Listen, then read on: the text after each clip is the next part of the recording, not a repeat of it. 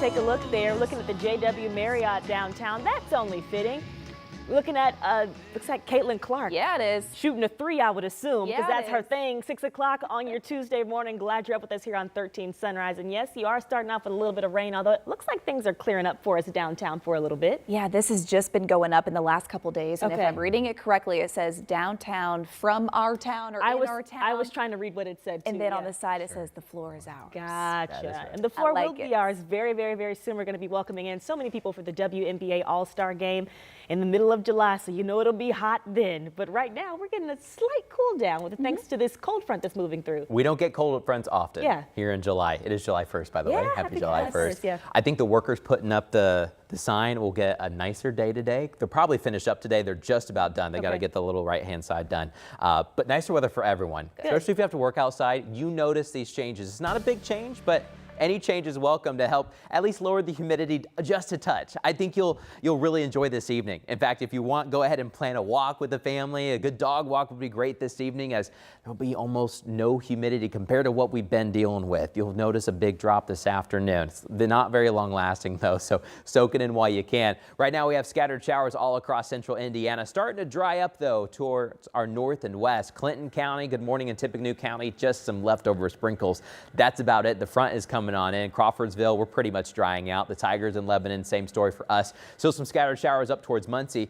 We've got a really good downpour right over the Arties. Good morning in Martinsville. That's one of our biggest downpours in southern Morgan County. Greenwood, Center Grove, Bargersville, we're getting some good downpours. These are headed eastbound, so watch out there towards New Pal, Shelbyville. We'll probably get some downpours here soon, and some heavier rain reporting right between Cloverdale and Greencastle, right there at the exit on I-70.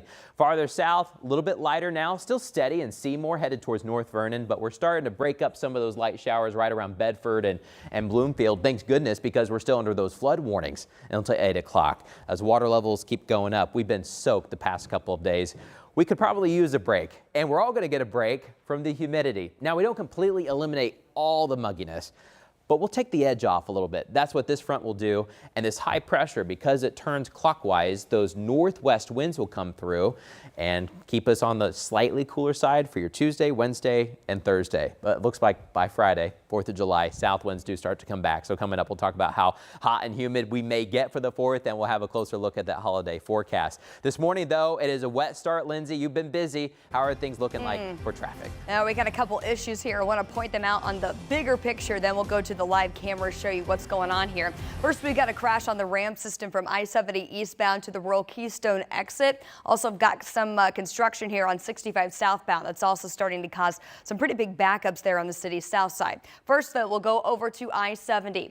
This is where that ramp is, again, located. It looks like we've got some crews that are now blocking that ramp off of 70 eastbound. So that's going to be taking you, this is southbound would be rural, and then north would be Keystone. So probably got some tow trucks. There were 2 cars involved in that incident. So that looks like ramp is now temporarily blocked leaving the city. We've also got some construction here blocking several travel lanes of 65 southbound. This is looking south from Troy Avenue. So we are monitoring that delay tracker on the city's south side. Right now, only about a 1-minute delay, but this is going to be another overnight of construction work there over Hannah Avenue as they work to tear that bridge down. So just want you to be prepared for that construction there on the city's south side. Thank you, Lindsay. Today is the day. It's the start of a new month, July 1st.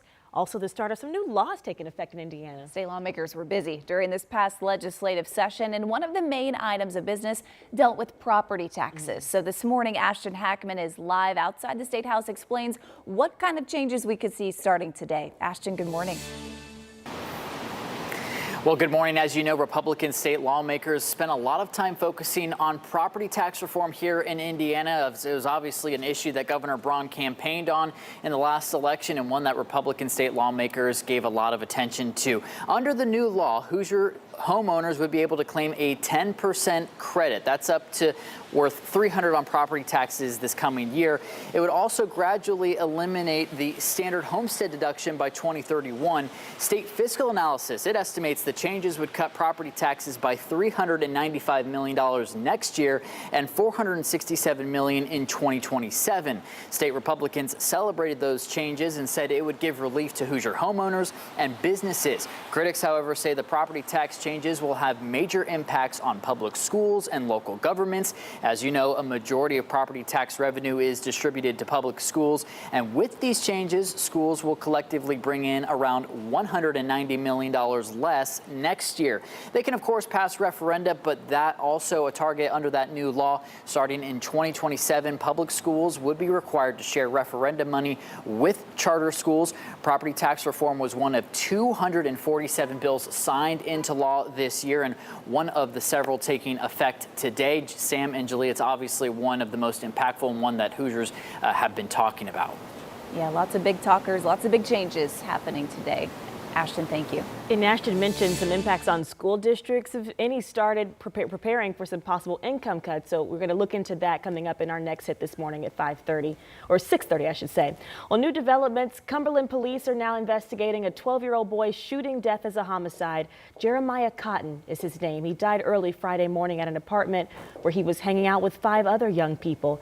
That's where Cumberland police say that 4 witnesses told them a 16-year-old brought a gun to an apartment where Cotton picked it up and accidentally shot himself. However, the Marion County coroner has now determined that Cotton could not have shot himself, and the coroner is now calling his death a homicide. So far, though, police haven't made any arrests. We'll keep you updated. 6:06 now. An Indianapolis family is pushing for answers after a bicyclist was critically hurt in a suspected hit and run. Someone hit him incredibly hard and left him there to die. Loved ones tell us 28-year-old Jalen Brown was just blocks from home when he was hit. They say he was coming home from work at the time. This happened Friday morning near Washington and Sherman. His sister says things are pretty touch and go right now, but they're trying to stay hopeful and optimistic. Brown's family hopes the person responsible will come forward. So far, police have not released a description of the car that hit Mr. Brown. Anyone with information that could help get information to police is asked to contact investigators.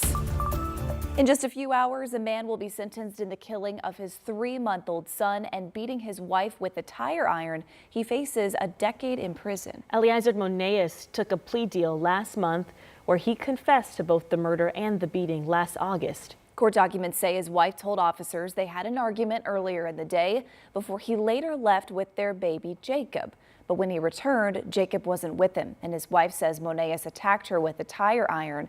After police couldn't find that little boy, they arrested Moneas and searched his apartment. They say the baby who had died was hidden inside the apartment. Moneas is set to be sentenced at 9 this morning. His total sentence will be between 65 and 95 years. This morning, it appears another death row execution could happen this year here in Indiana. That's despite the state not having any of the drug used in these executions on the shelf. Attorney General Todd Rokita is asking the Indiana Supreme Court to set an execution date for Roy Lee Ward. Ward received the death penalty in 2007 for the rape and murder of 15-year-old Stacey Payne in 2001. The Capitol Chronicle reports the state spent more than $1 million on 4 doses of pentobarbital.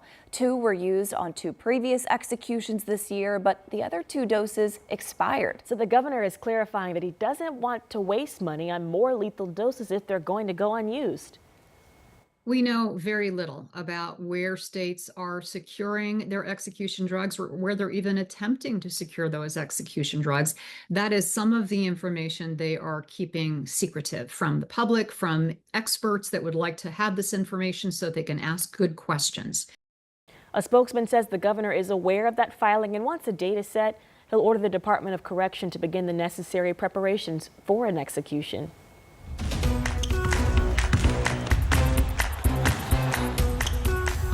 In just a few weeks, our city will be welcoming WNBA fans from all over as we host the All-Star Game here in Indianapolis. And as we count down the days, now we know what the roster will look like.